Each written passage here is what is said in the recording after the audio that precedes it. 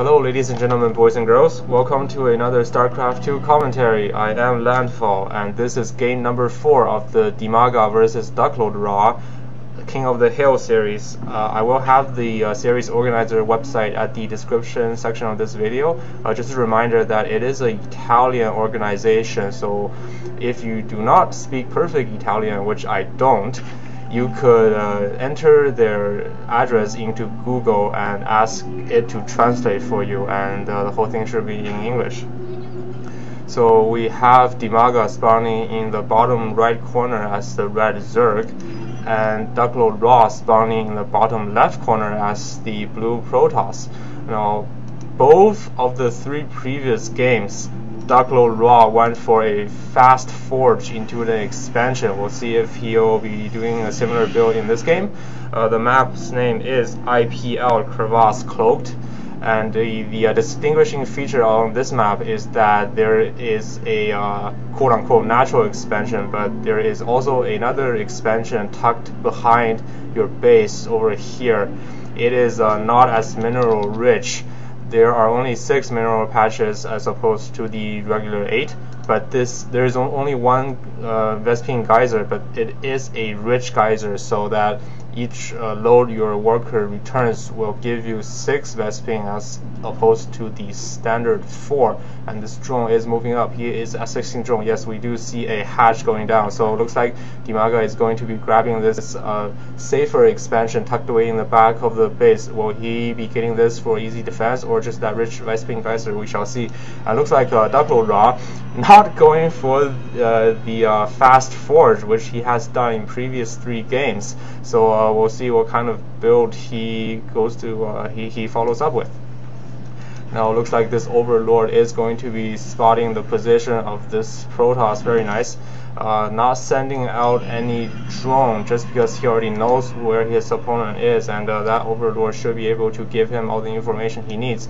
Spawning pool going down, and this drone right here is moving towards, or looks like it's going to be building a extractor. So it looks like Dimaga is getting this expansion for the gas, and the timing is pretty good. By that I mean, by the time the hatchery finish, the extractor should be finishing as well, just so that his drones can start mining it that fast. And we do see 3 drones being transferred to this. Well, it's almost perfect timing. It's like the first drone arriving right when the extractor finishes, which is right when the hatchery finishes. Very good, smart choice right there. We have 2 Zerglings being completed and 2 queens on the way, 1 per hatchery.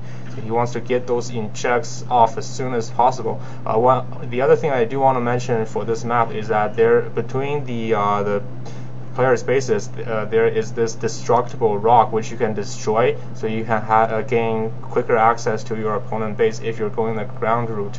And also in each of their natural ramp, there is also a destructible debris which can be destroyed, and against Protoss that can be fairly advantageous, because if you do destroy this destructible debris right here, then the Protoss player will need to spend much more force fields if they want to fend off any sort of run by.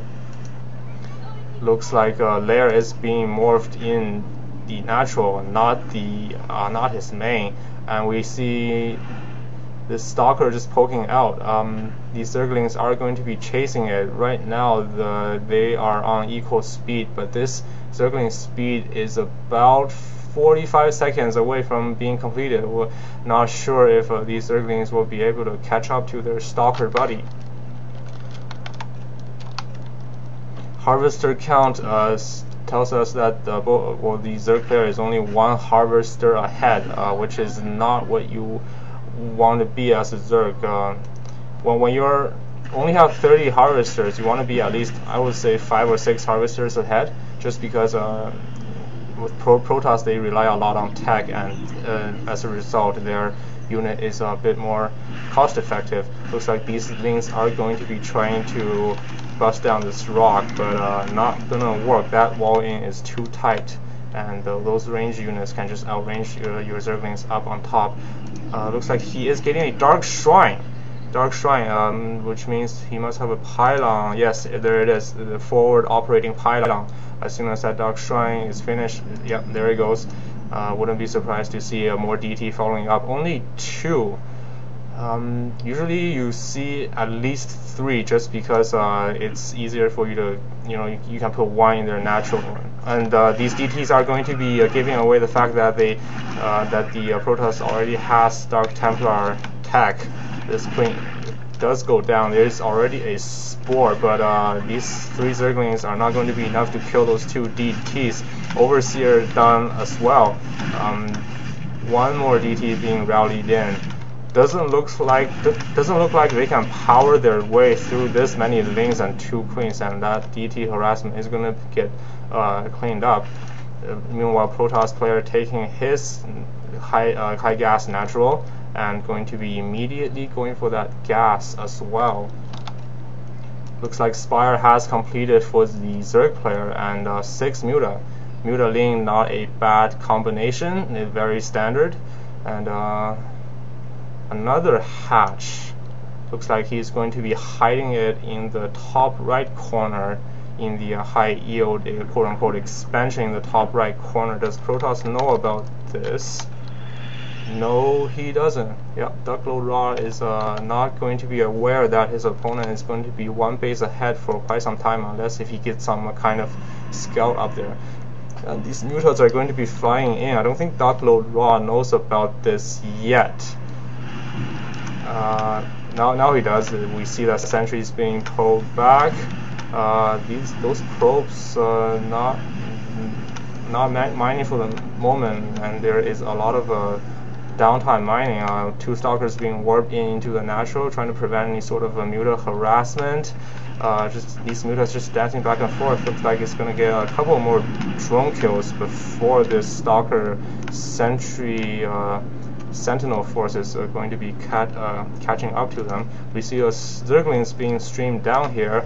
Not sure what good they'll do, just because there are so few numbers, and even these 4 Zella and 1 Stalker here are able to take care of that. There is that 1 changeling. I'm not sure if DuckloadRa knows that he has an imposter in his base, just scouting on or keeping an eye on everything he's doing. And the 3rd hidden base for our Zerg player is completed. Not going to be transfer any drones from other base, just because if the Protoss player sees that there are units streaming from it, they might suspect that you're hiding something. And he is running his muta reinforcements directly across this watchtower, so that most definitely is going to be revealing that he has a 3rd. And these Zerglings managed to get into the main, and they are just doing so much damage. The Stalkers are not a good choice, just because Zerglings are so fast and they can get a good surround. And there goes the GG. Looks like Dimaga was able to take game number 4. I hope you enjoyed that. This has been Landfall. Goodbye and good game.